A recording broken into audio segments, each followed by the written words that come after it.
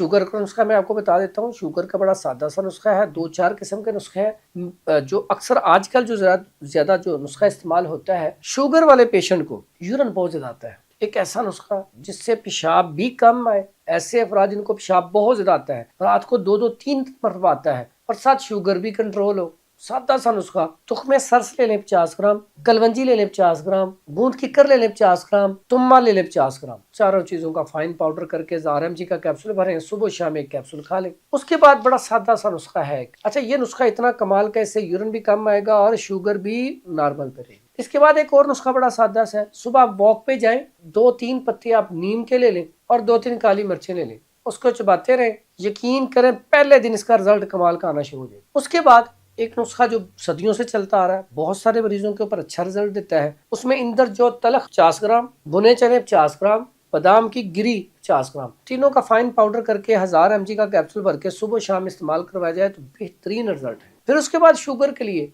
पनीर डोडी अक्सर इस्तेमाल होती है। पनीर डोडी का कमाल देखें, शुगर को नॉर्मल रखती है और इसके साथ साथ चेहरे के ऊपर दाने हो, छाइये हो, चेहरा खूबसूरत ना हो, खून की सर्कुलेशन को बेहतर करने के लिए, आपके फोड़े फिंसियां निकल रही हैं उसको ठीक करने के लिए कमाल का रिजल्ट है। पनीर डोडी का इस्तेमाल किया जाए। उसके बाद गुड़ मार बूटी, ये अगर मिल जाए तो रात को थोड़ी सी भिगो दें, इसका पानी पी लिया जाए, बेहतरीन रिजल्ट है। उसके बाद जब जामन का मौसम आए, तुख्मे जामन, कमाल का रिजल्ट है। जामन ज्यादा इस्तेमाल किए जाए और उसके बाद जो गुठली है उसे संभाल लिया जाए। गुठलियों का पाउडर करके तुख्मे जामन 50 ग्राम, गुड़ मार बूटी 50 ग्राम, तुम्मा 50 ग्राम और इसमें पनीर डोडी 50 ग्राम और इसमें फिर आपने क्या करना है, तुख्मे तुम्मा ये ले ले 50 ग्राम। इसका फाइन पाउडर करके ये नुस्खा 500 mg कैप्सूल भर के सुबह शाम इस्तेमाल कराएं तो शुगर के लिए बड़ा कमाल है।